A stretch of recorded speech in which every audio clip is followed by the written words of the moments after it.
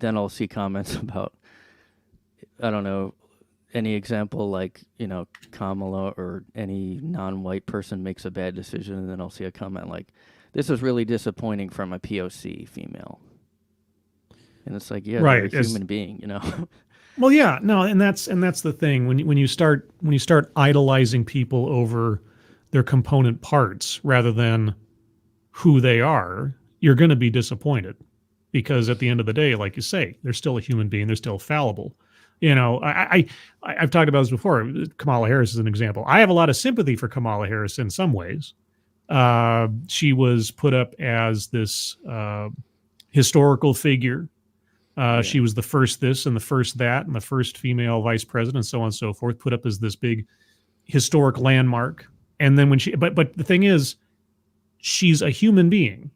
I mean, whatever else you think about her politics or her political savvy, of which I am not that impressed, but either way, no one could match the hype built up around this woman, even if she was a passingly competent politician.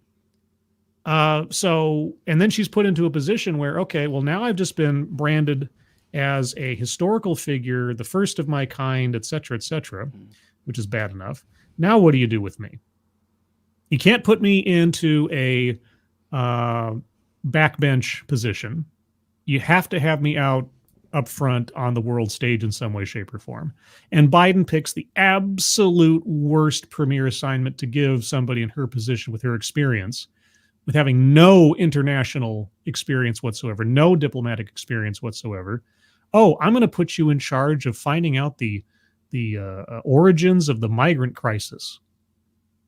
And so not only is she put on this giant ideological pedestal for what she is, not who she is, now she's given a position to ostensibly solve a problem that no one could solve.